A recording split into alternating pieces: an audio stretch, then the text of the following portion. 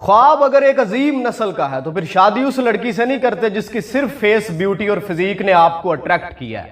شادی پھر اس شیر کی بچی سے کرتے ہیں جو ویژنری ہو، جس میں لیڈرشپ والی کوالٹیز ہو، کیونکہ جس سے آپ شادی کرتے ہیں وہ صرف آپ کی بیوی نہیں ہوتی، وہ ایک لیڈر ہوتی ہے جس نے لیڈ کرنا ہے آپ کی نسل کو، ایک نیک مقصد دینا ہے، ایک عظیم نظریے کو آپ کی جنریشن کی رگوں میں انجیکٹ کرنا ہے. آپ کو بستر کے لیے عورت اور کام کے لیے ملازمہ نہیں، اپنی نسل کے لیے ایک ماں سلیکٹ کرنی ہوتی ہے.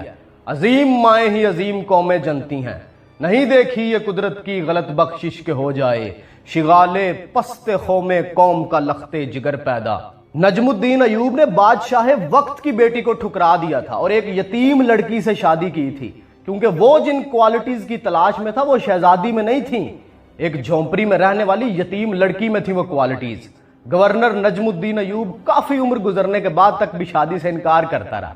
ایک دن اس کے بھائی اسد الدین شیر کو نے اس سے کہا، یار تم شادی کیوں نہیں کرتے؟ نجم الدین نے جواب دیا، ابھی تک کوئی قابل لڑکی نہیں ملی. یہ سن کے اسد الدین نے کہا، میں آپ کے لیے رشتہ مانگوں محمد بن ملک شاہ سلجوقی کی بیٹی کا یا پھر وزیر الملک کی بیٹی کا؟ تو نجم الدین نے کہا وہ میرے لائق نہیں ہے. شیر کو یہ سن کے حیران رہ گیا اور کہتا پھر کون ہے آپ کے لائق؟ نجم الدین نے پھر بتائیں اسے کوالٹیز. اس نے سن کے کہا حضور ایسی لڑکی کہاں ملے گی؟ نجم الدین نے جواب دیا، اگر میری نیت میں خلوص ہوا تو اللہ نصیب کرے گا. سن کے اسد الدین خاموش ہو گیا. پھر ایک دن نجم الدین مسجد میں تقرید کے ایک شیخ کے پاس بیٹھے ہوئے تھے. ایک لڑکی آئی اور پردے کے پیچھے سے اس نے شیخ کو آواز دی. شیخ نے لڑکی سے بات کرنے کے لیے نجم الدین سے معذرت کی. نجم الدین سنتا رہا کہ شیخ لڑکی سے کیا فرما رہے ہیں. شیخ نے لڑکی سے کہا، تم نے اس لڑکے کا رشتہ کیوں مسترد کر دیا جس کو میں نے بھیجا تھا؟ اس لڑکی نے جواب دیا، اے ہمارے شیخ، وہ لڑکا واقعی خوبصورت اور بڑے رتبے والا تھا مگر وہ میرے لائق نہیں تھا. شیخ حیرت سے بولے، کیا مطلب؟ کیا چاہتی ہو تم؟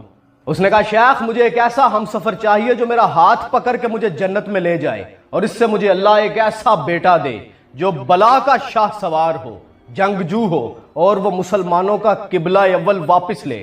نجم الدین حیران رہ گیا، کیونکہ جو وہ سوچتا تھا یہ لڑکی بالکل وہی سوچتی تھی.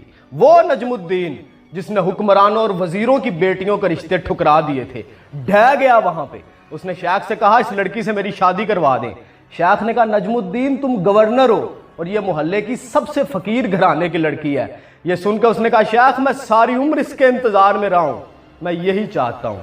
گورنر نجم الدین ایوب نے اس لڑکی سے شادی کی اور پھر اللہ نے ان کو وہ بیٹا دیا جو بلا کا شاہ سوار ہوا، جس کی ذہانت اور دلیری کے قصوں سے آج بھی تاریخ گونج رہی ہے، جس نے مسلمانوں کے قبلہ اول بیت المقدس کو آزاد کروایا. دنیا ان کے بیٹے کو سلطان صلاح الدین ایوبی کے نام سے جانتی ہے.